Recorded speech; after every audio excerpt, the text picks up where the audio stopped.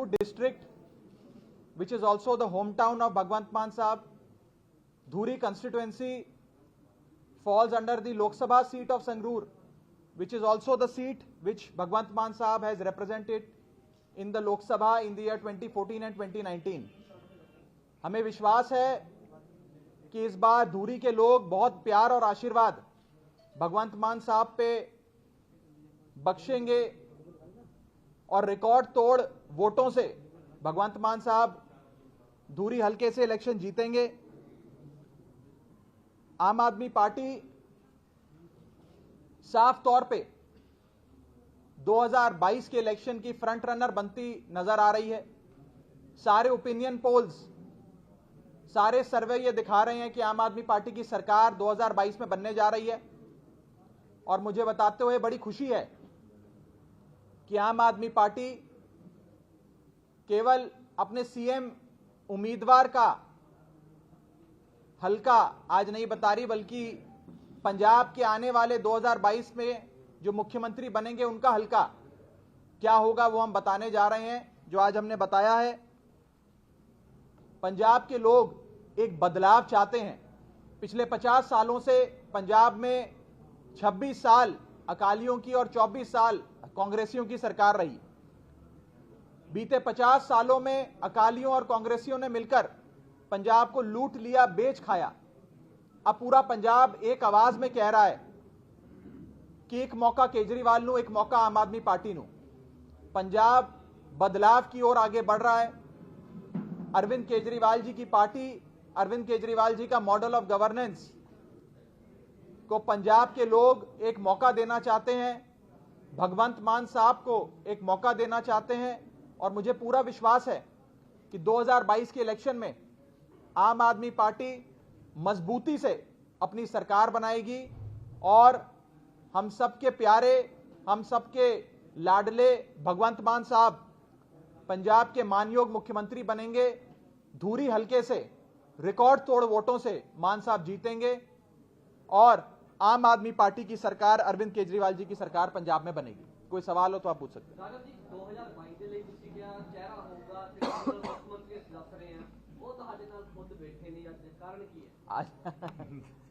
Election का in charge मैं हूं, को इंचार्ज मैं अनाउंसमेंट करूंगा। मान साहब पूरे पंजाब में घूम घूम कर कैंपेन कर रहे हैं, लोगों के बीच जा रहे हैं। पंजाब के लोग मान साहब को देखना चाहते हैं, सुनना चाहते हैं, उनके साथ सेल्फी खिंचवाना चाहते हैं। और मान साहब हमेशा से लोगों के बीच रहने, लोगों के बीच सारा समय बिताने, लोगों के बीच विचरने के लिए जाने जाते हैं। तो मान साहब लोगों के बीच हैं, मैं आपके कैमरे के सामने हूं। देखिए, हर इलेक्शन की अपनी एक पॉलिटिकल स्ट्रैटेजी होती है और एक रणनीति के तहत, एक स्ट्रैटेजी के तहत हमने इस हलके को चुना है। ये मान साहब का अपना हलका है, मान साहब के लोकसभा हलके में आता है। नहीं, मान साहब पूरे पंजाब में कहीं से भी लड़ेंगे तो जीतेंगे। पूरी पंजाब की आवाम मान साहब से बेशुमार मोहब्बत करती है। लेकिन ये हमारी पॉलिटिकल स्ट्रैटेजी है, हमारी रणनीति है। हम नहीं चाहते कि मान साहब को हम एक सीट पे लिमिट कर दें, उनकी सारी एनर्जी, सारे समय उनका एक सीट पे जाए। मान साहब पूरे पंजाब भर में कैंपेन करेंगे, माझे में करेंगे, द्वाबे में करेंगे, मालवे में करेंगे। तो मान साहब एक पैन पंजाब लीडर हैं और आम आदमी पार्टी उनके समय का बड़े सोच समझ के इस्तेमाल करना चाहती है। मौजूदा विधायक है वहां के दलवीर गोल्डी, कैसे उसको देखते हैं? कंपटीशन की बात में कौन सी पार्टी? देखिए, मान साहब के लिए मुझे नहीं लगता कि कोई भी कंपटीशन है। धूरी हल्का वो हल्का है जो 2014 में भी, लोकसभा में भी मान साहब जीते। जब लोकसभा में उनके सारे हलकों का अगर आप असेंबली कंस्टिट्यूएंसीज के आंकड़े उठाकर देखें तो 14 में भी जीते, 19 में भी जीते। और मान साहब आज उस शख्सियत, उस उम्मीद का नाम है जो पंजाब के 117 हलकों में से कहीं से भी लड़ते तो वो जीतते। और आज मान साहब को पंजाब के लोगों ने, खास करके धूरी के लोगों ने बड़े प्यार से और बड़े आदर सत्कार से उनसे दरख्वास्त कर कहा कि आप हमारे हलके से लड़ें। तो मान साहब ने यह फैसला लिया, पार्टी ने यह फैसला लिया कि मान साहब को मैदान में धूरी हल्के से उतारा जाए। बताएं, पहले ये वाला कर लें सर। आम आदमी party is open to have alliance with the third front at the national level. यार पंजाब इलेक्शन की बात हो रही है, आप कहाँ थर्ड फ्रंट पे पहुंच गए? We are, this is a hypothetical question. I don't have an answer to this. It's a hypothetical question.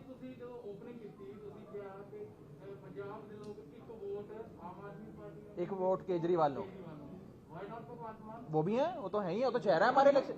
मान साहब तो हमारे इलेक्शन का चेहरा है, पर पंजाब के एक एक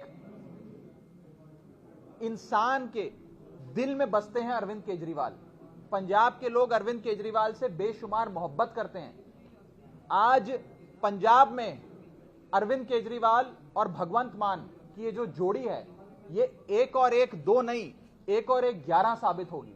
इसीलिए पंजाब के लोग जहां जाते हैं, मैं अपनी बात नहीं कर रहा, मैं अपनी जबान नहीं कह रहा, लोगों के बीच जाकर आप सुनिए, लोग कहते हैं एक मौका केजरीवाल को, एक मौका भगवंत मान को, एक मौका झाड़ू को, एक मौका आम आदमी पार्टी को।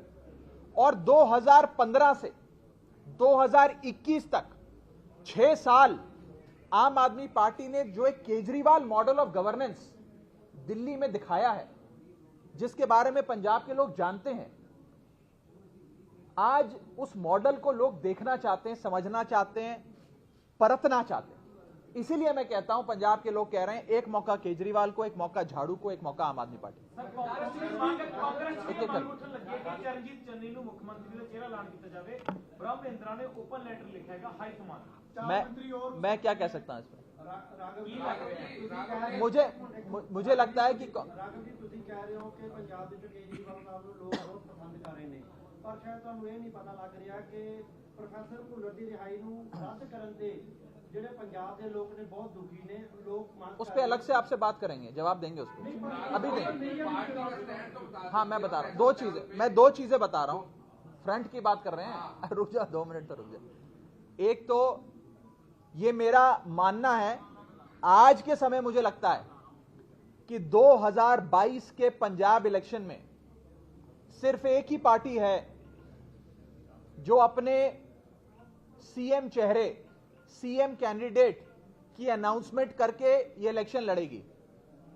ना अकाली दल कर रहा है, कांग्रेस तो किसी हालत में नहीं कर सकती, आपस में लड़ाइयां चल रही हैं कांग्रेस पार्टी में।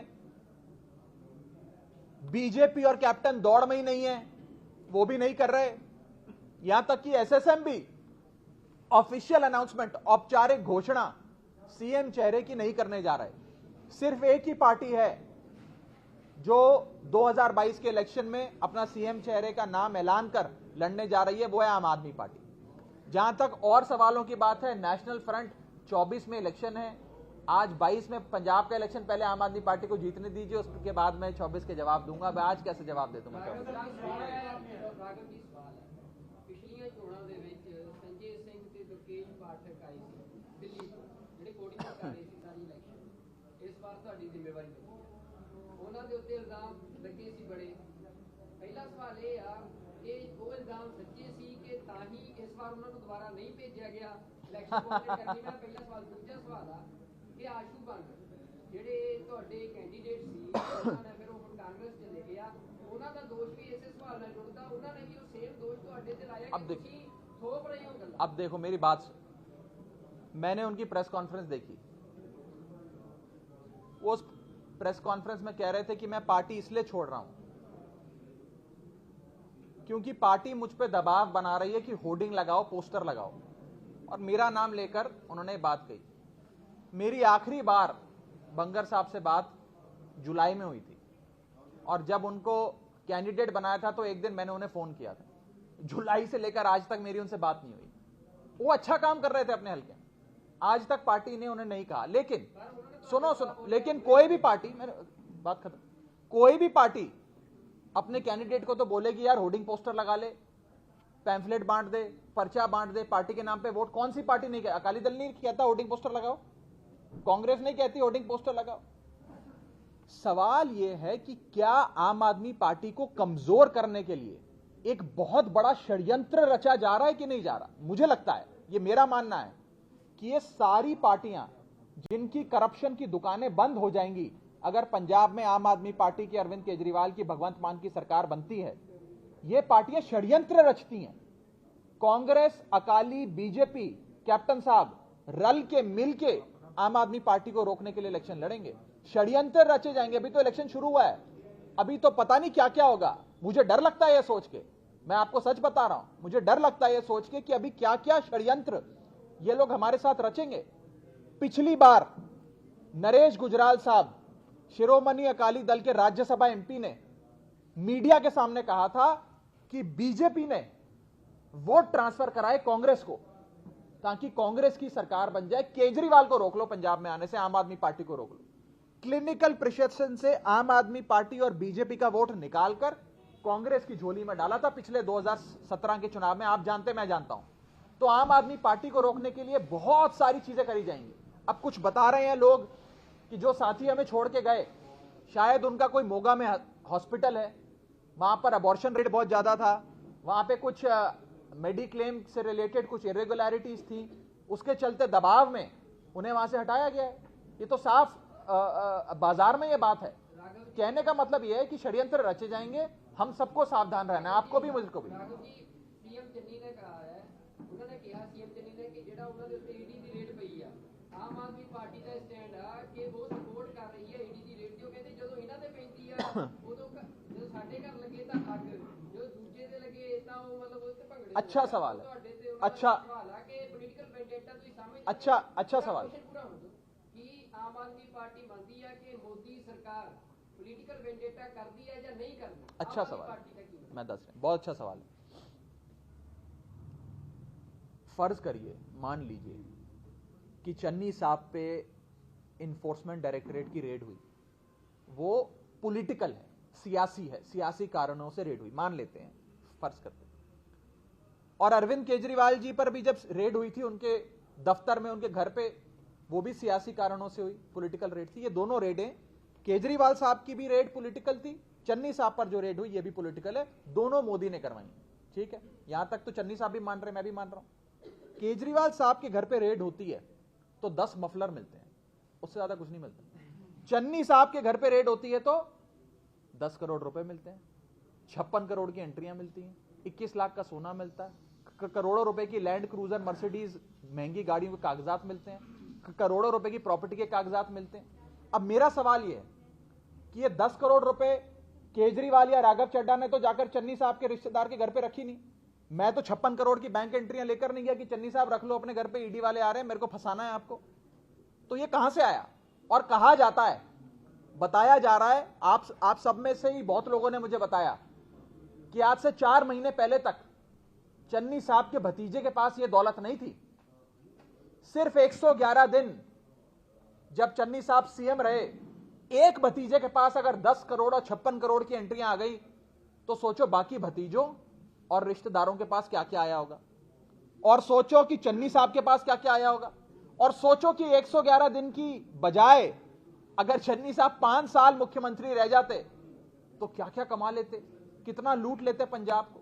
चन्नी साहब ने बादलों को और कैप्टन साहब को सबको पीछे छोड़ दिया, बड़ी लंबी लकीर खींची, कमाल कर दिया, इतना पैसा कमाया। उसका जवाब अलग से अभी देंगे, अभी थोड़ी देर में। 130 करोड़ रुपए करतार सिंह जी को मिला, जेडे गिलास ਤੁਹਾਡੇ कहां मिला? कोई नहीं मिला ना, कुछ नहीं मिला, नहीं मिला। ये कहां मिला? आप पंचनामा दिखाओ। सीधे तौर पे कांग्रेस फोटो दिखा रही है, कोई ऐसी दिखा रही है, कोई फर्जी कुछ भी चला देती है कांग्रेस। कहां मिला, क्या मिला, कुछ भी चला रहे हैं। और मैं साफ आपको बता दूं, कांग्रेस पार्टी आज एक्सपोज हो गई है। चन्नी साहब कहते थे मैं आम आदमी हूं, गरीब घर से आता हूं, ये लोग मुझ पे हमले करते हैं क्योंकि मैं गरीब हूं। आज चन्नी साहब की गरीबी पंजाब के लोगों के सामने आ गई। 10 करोड़ रुपए, 56 करोड़ की बैंक एंट्रियां, 21 लाख का सोना, करोड़ों रुपए की गाड़ियां, प्रॉपर्टीज, फार्म हाउसेस के कागजात पकड़े जा रहे हैं।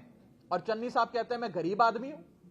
परमात्मा ऐसा गरीब सबको बनाए, फिर आप भी ऐसे गरीब बनो, हम भी ऐसे गरीब बने। ਰਾਘਵ ਜੀ ਆਹ ਫੋਟੋ ਦਿਖਾਈਆਂ ਉਹਨਾਂ ਨੇ 130 ਕਰੋੜ ਰੁਪਏ ਤੁਹਾਡੇ ਕਰਤਾਰ ਸਿੰਘ ਐਮਐਲਏ ਦੇ ਘਰੋਂ ਮਿਲਿਆ। ये सब फेक है, कंप्लीट फेक है। आप आईटी सोर्सेज में चेक करिए, रेड हुई थी को मिला कुछ नहीं। ਰਾਘਵ ਜੀ ਇੱਕ ਦੱਸੋ, ਤੁਸੀਂ ਹੁਣੇ ਇੱਕ ਗੱਲ ਕਹੀ ਹੈ ਕਿ ਪਿਛਲੀ ਵਾਰ ਸ਼ਡਿਅੰਤਰ ਕਰਕੇ ਭਾਰਤੀ ਜਨਤਾ ਪਾਰਟੀ ਨੇ ਵੋਟ ਟ੍ਰਾਂਸਫਰ ਕਰਤੀ ਤੇ ਕਾਂਗਰਸ ਨੂੰ ਜਿਤਾਤਾ।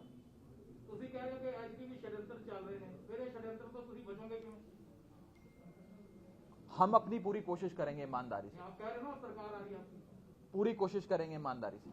और मेरा ये विश्वास है कि पंजाब के लोग इस बार आगाह हैं, अवेयर हैं, समझ गए हैं कि पिछली बार षड्यंत्र में सिर्फ आम आदमी पार्टी नहीं फंसी थी, इस चक्रव्यूह में पंजाब के लोग भी फंसे थे। इस बार पंजाब के लोग भी समझ गए हैं, जानते हैं कि ये लोग हमें रोकने के लिए किसी भी हद तक जाएंगे।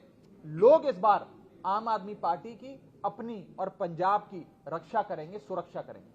ਰਾਘਵ ਜੀ ਜਿਹੜੇ ਮੈਡਮ ਰੁਪਿੰਦਰ ਰੂਬੀ ਆ, ਉਹਨਾਂ ਨੇ ਸਭ ਤੋਂ ਪਹਿਲਾਂ ਝੰਡਾ ਚੱਕਿਆ ਸੀ ਭਗਵੰਤ ਮਾਨ ਨੂੰ ਸੀਐਮ ਦਾ ਚਿਹਰਾ ਅਨਾਉਂਸ ਕਰੋ, ਤਾਂ ਉਹ ਪਾਰਟੀ ਛੱਡ ਗਏ। ਕੀ ਹੁਣ ਤੁਸੀਂ ਸੀਐਮ ਦਾ ਉਹਨਾਂ ਨੂੰ ਚਿਹਰਾ ਅਨਾਉਂਸ ਕਰ ਦਿੱਤਾ, ਕੀ ਹੁਣ ਤੁਸੀਂ ਉਹ ਜਿਹੇ ਲੋਕਾਂ ਨੂੰ ਵਾਪਸ ਲਿਆਉਣ ਦੀ ਕੋਸ਼ਿਸ਼ ਕਰੋਗੇ? भाई साहब, आप भी जानते हैं, मैं भी जानता हूं कि वो पार्टी इसलिए छोड़ के गई थी क्योंकि पार्टी ने उनकी टिकट काट दी थी। अब छोड़ते जब कोई व्यक्ति जाता है तब उस समय कोई भी रीजन उनके मन में आता है, वो मीडिया पे बोल देते हैं। मान साहब को अनाउंस पार्टी कब करेगी, कैसे करेगी, किस जगह करेगी, क्या तरीका अपनाएगी, ये तो हमारी पार्टी का अपना एक स्ट्रैटेजी, हमारा अधिकार है, हमारा हक है, हमारा राइट है, तो हमने किया। नमस्कार, मैं हूं मानक गुप्ता। अगर आपको हमारा ये वीडियो पसंद आया हो तो इसे लाइक और शेयर जरूर करें, और हां, हमें सब्सक्राइब और फॉलो करना ना भूलें ताकि आप देश और दुनिया की कोई खबर मिस ना करें। तो जुड़े रहिए हमारे साथ और देखते रहिए न्यूज़ 24।